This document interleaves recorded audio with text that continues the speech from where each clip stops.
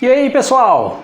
Tudo bem com vocês? Boa parte dos fãs de Fórmula 1, que já vem acompanhando a categoria por algum tempo, tem as suas equipes favoritas. Alguns porque torciam ou torcem por alguns pilotos que fizeram ou fazem parte dessa equipe em específico. Outros porque quando começaram a acompanhar a Fórmula 1 tinha alguma equipe que estava em evidência ali naquele momento e acabaram tendo uma certa afinidade com essa equipe, e alguns simplesmente porque bateram o olho na equipe e gostaram mais do que das outras, e acabaram por tornar-se fãs da equipe. E muitas equipes que foram ou são equipes favoritas desses fãs de Fórmula 1, principalmente os fãs mais da antiga, não existem mais. Já encerraram a sua história dentro da categoria e fazem uma falta danada para esses fãs que acompanham a categoria na atualidade. Hoje eu vou trazer aqui nesse episódio 5 equipes da história da Fórmula 1 que já não existem mais e que fazem grande falta nos grids da atualidade. Vamos lá?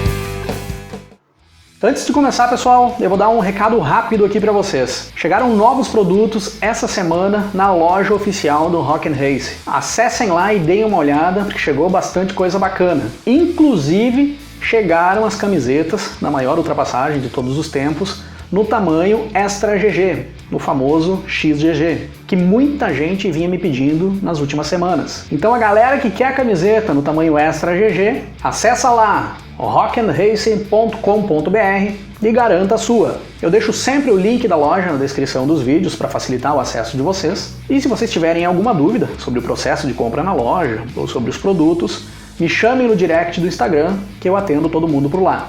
E vamos para o que interessa. A primeira equipe dessa nossa lista de equipes que fazem falta nos grids atuais da Fórmula 1 é a equipe francesa Ligier, fundada pelo ex-piloto francês Guy-Camille Ligier.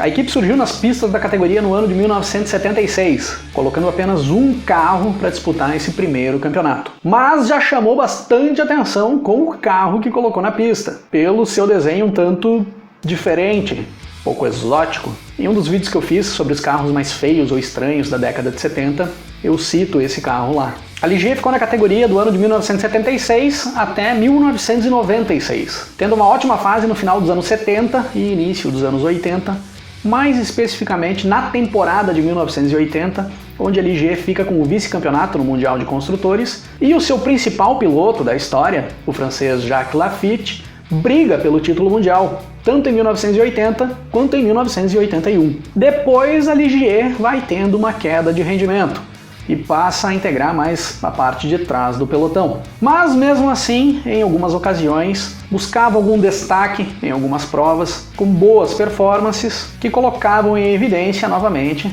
o nome da Ligier nas transmissões de Fórmula 1 da época. Até chegarmos ao final da temporada de 1996, quando a equipe Ligier é vendida para um tal de Alain Prost, que tira das pistas o nome Ligier para colocar, a partir de 1997, a Prost GP. Participou de 326 grandes prêmios no decorrer da sua história na Fórmula 1, conquistando 9 vitórias e 50 pódios. Destaque para sua última vitória na Fórmula 1, no Grande Prêmio de Mônaco de 1996, exatamente o último ano da Ligier na categoria, com o francês Olivier Panis, sendo essa uma das vitórias mais improváveis da história da Fórmula 1, que um dia vai ganhar um episódio aqui no canal.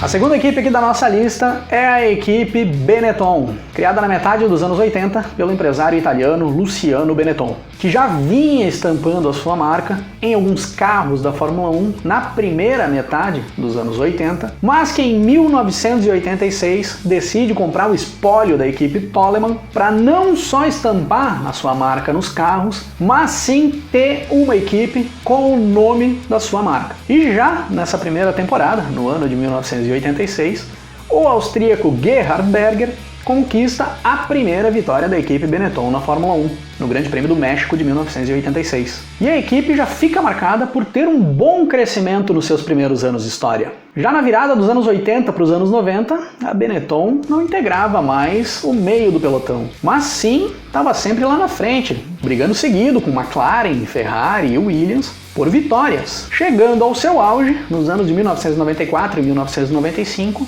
com o bicampeonato mundial do alemão Michael Schumacher, correndo pela Benetton, que viria a se tornar o principal nome da história da Benetton na Fórmula 1. Após os 2 títulos do alemão, da mesma forma que a Benetton veio crescendo lá na metade dos anos 80, ela começa o declínio, que vai se estendendo até o final da temporada de 2001, quando o grupo Renault compra o espólio da Benetton para, a partir de 2002, colocar nas pistas a sua equipe de fábrica. Foram 16 anos de Benetton na Fórmula 1, com muitos bons momentos, inclusive com participação de brasileiros, como Roberto Popo Moreno e o tricampeão mundial Nelson Piquet, que venceu 3 provas correndo pela Benetton nas temporadas de 1990 e 1991, mas também com algumas polêmicas, como o suposto carro irregular da temporada de 1994 e aquela decisão de título entre o Michael Schumacher e o Damon Hill nesse mesmo ano, na última prova da temporada, no Grande Prêmio da Austrália, em que o alemão joga o seu carro em cima da Williams do Damon Hill para conquistar o título mundial. Participou de 260 grandes prêmios no decorrer da sua história, tendo 27 vitórias e 102 pódios conquistados, com 2 títulos mundiais de pilotos e 1 título mundial de construtores.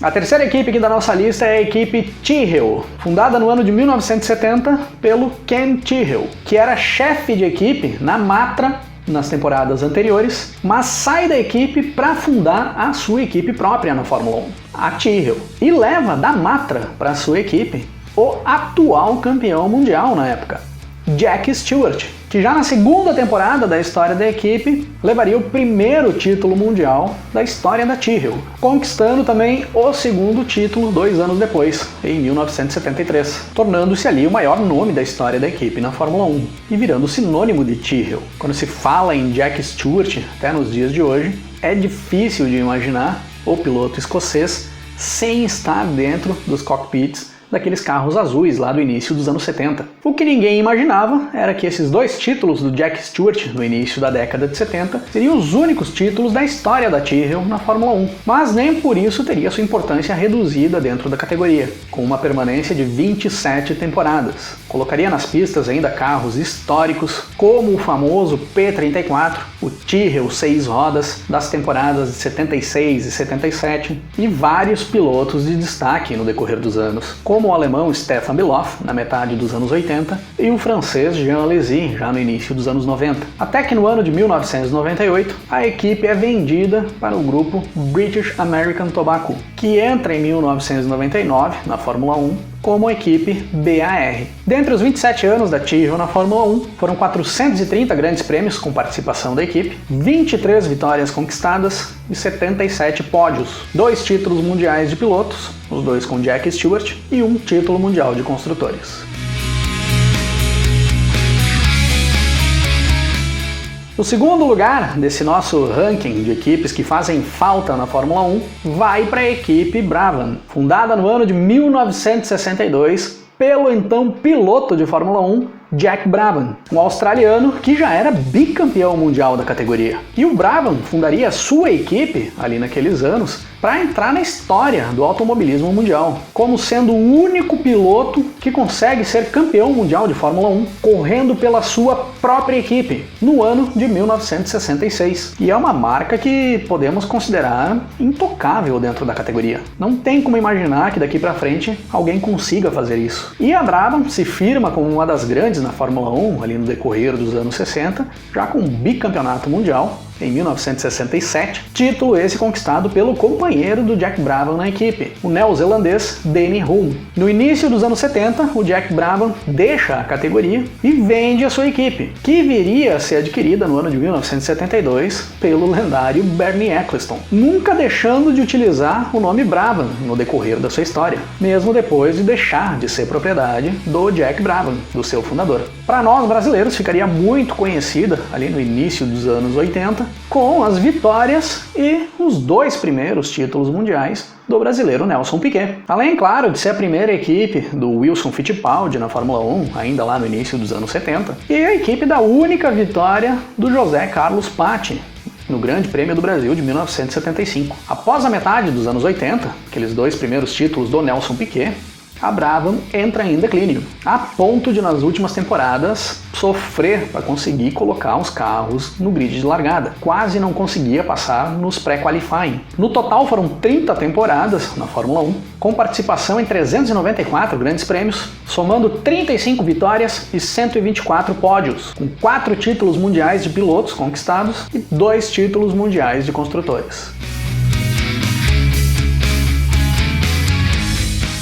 E a primeira colocada dessa nossa lista de equipes que fazem falta nos grids da Fórmula 1 é a equipe Lotus. E essa é uma equipe que pesa na balança quando colocamos as grandes da história da categoria. Fundada em 1958 pelo lendário Colin Chapman, a Lotus entra para a história da Fórmula 1 com um grande domínio dentro da categoria no decorrer da década de 60 e início da década de 70, tendo como principal piloto da sua história na Fórmula 1 a lenda Jim Clark, bicampeão mundial pela equipe inglesa em 1963 e 1965. Sempre foi reconhecida como uma equipe revolucionária dentro da categoria, que acabava criando tendências, foi a primeira equipe a levar os grandes patrocinadores para dentro das equipes na Fórmula 1, estampando marcas nos seus carros. Foi a equipe que criou o carro asa na segunda metade dos anos 70, que tinha uma performance extraordinária e seria adotado como padrão para todas as equipes a partir dali por várias temporadas. Para nós brasileiros, ficou muito conhecida pelo primeiro título mundial do Emerson Fittipaldi, lá em 1972, pelas primeiras vitórias do brasileiro Ayrton Senna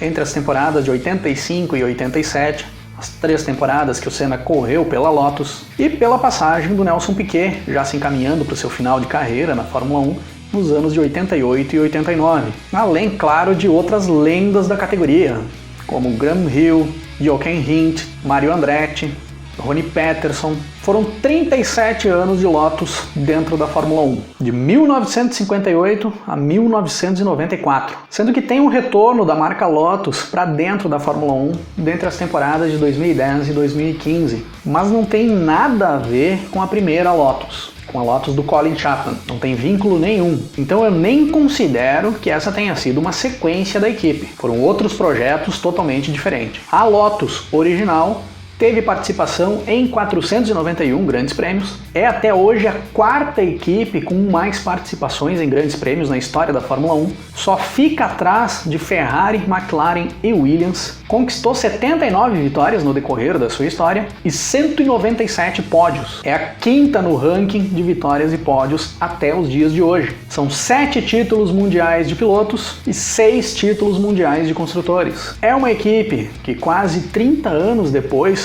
do encerramento das suas atividades, ainda é uma das maiores da categoria e vai ser por muitos anos ainda, e sempre vai fazer falta nas pistas da Fórmula 1.